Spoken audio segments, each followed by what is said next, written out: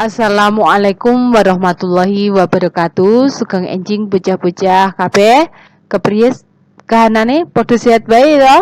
Nah, ing piwulangan dina iki materine yaiku ukara langsung karo ukara ora langsung. Sing sijine aksara Jawa yaiku tandha pamacan lan sijine maneh yaiku ngenani angka Jawa. Nah, siji mbaka siji bakal diterangake. Mamula iku kudu disiapake ya. Oke. Ukara langsung. Ukara langsung yaiku ukara sing jejere sing ngomong. Tuladhane, "Dek, sajake kok lagi ana masalah. Coba cerita nyang ibu sapa ngerti bisa mbantu." Ngendikane ibune. Ngeten lho Bu, kula ngraos yen sampun boten kiyat dados ketua kelas, ature Dea.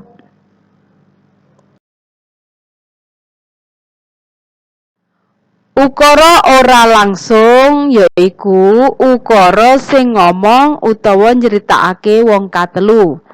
Tuladhane, kandhane ibune yen Dea ana masalah diutus crita nyang ibune. Sapa ngerti ibune bisa mbantu. Tuladha sing nomor 2 yaiku kandhane Dea dheweke ngrasa wis ora kuat dadi ketua kelas. Jadi ing kene bisa dijupuk dudutan, ditarik kesimpulan yen ukara langsung iku ditulis ana ing teks wacan iku mesti ana tanda petik.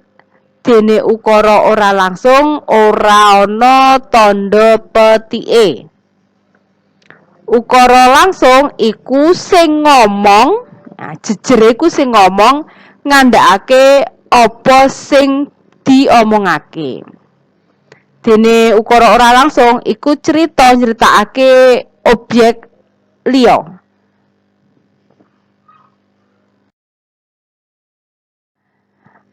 Ngancik piwulangan banjure yaiku tandha pamacan aksara Jawa. Tandha pamacan aksara Jawa iku wujude ana papat yaiku adeg-adeg iku kanggo nulis wiwitane ukara. Untuk menulis di awal kalimat wujude kaya iki. Banjur sing nomor 2 yaiku padha lingsa. Padha lingsa ning kene gunane kanggo nulis tanda koma. Wujude kaya iki. Dene padha lungsi yaiku kanggo nulis tanda titik. Wujude kaya koma nanging pindho bisa uga dipangku banjur koma. Iku yen dipangku ana koma iku jalaran ing akhir ukara iku paten. Banjur padha pangkat yaiku kanggo nulis titik loro.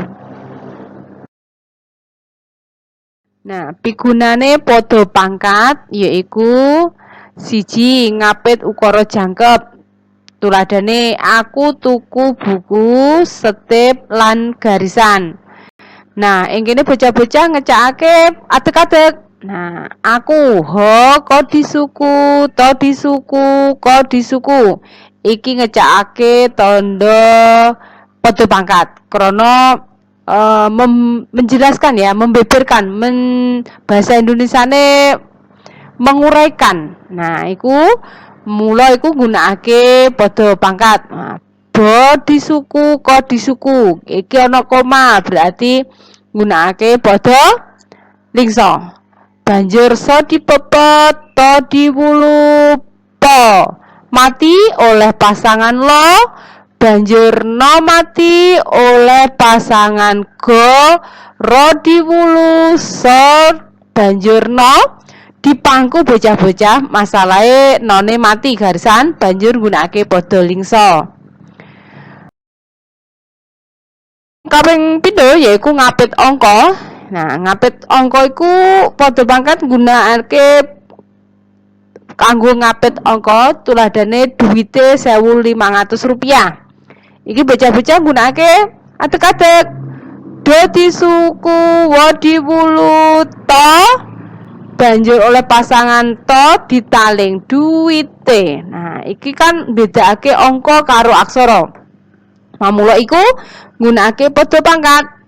Angka 1 aksara ga 5 kaya iki nule tetep 0 sing kaping pindho ya 0. Banjur nggunakake pada pangkat. Jalaran kanggo misahake aksara karo angka. Ra disuku, pa diwulu, ya wignan banjur padha lungsi. Nah,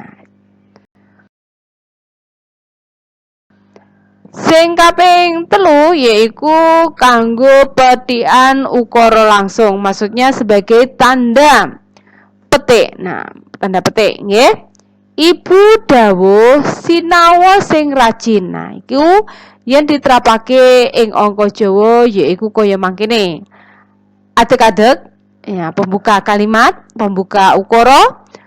Ha diwulu, ba disuku, do banjur wa disuku diwignan.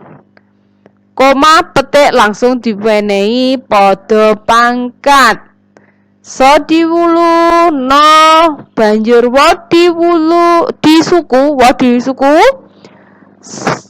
sinawa.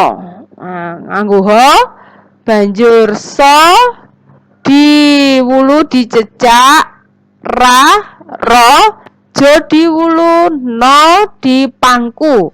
Nah, iki dak dipangku banjur nggunakake titike mung nggunakake koma kaya mangkene. Nah, kaya mangkono gunane pada pangkat. Nah, iku mau bocah-bocah piwulangan dina iku yaiku ukara langsung lan ukara ora langsung. Tanda pamacan aksara Jawa karo angka Jawa sing bakal diterangake bubar iki.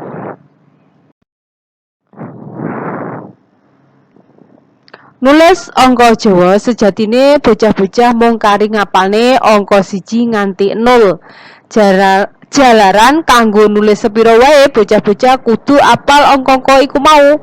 Nulis angka pira wae mung kari gabung-gabungake angka-angka sing wis ditulis kaya ing kene. Angka 1 yaiku aksara ga, angka 2 ngolelot. Dene angka 3 yaiku ngolelot ditambah sikil diterusake. Banjur angka 4 kaya iki separo. Angka 5 padha karo angka 4 ditambah sikil dawa. Banjur angka 6 aksara pasangan aksara da. Angka 7 aksara la. Dene angka 8 iku aksara pamurda. Angka 9 yaiku ya dene 0. Nah, tuladane kanggo ngetrapake nulis angka Jawa yaiku kaya iki. 17.894. Nah, bocah-bocah ora perlu titik, langsung wae angka iku digabung sepira angka iku mau ana. Nah, 17.894 yaiku angka 1 sing arep dhewe ya, Cah. Angka 1 aksara ga, angka 7 aksara la, angka 8 aksara pamurda, angka 9 aksara ya, dene 4 kaya iki. Nah, tak kira wis kaya iki mae bocah-bocah sing penting ngapalake angka-angka iku mau. Lan aja lali bocah-bocah yen ngetrapake ing wacan antarane angka lan aksara kudu ana pambedane yaiku dipisahkan, bahasa Indonesia dipisahkan yaiku nggunakake tanda pada pangkat.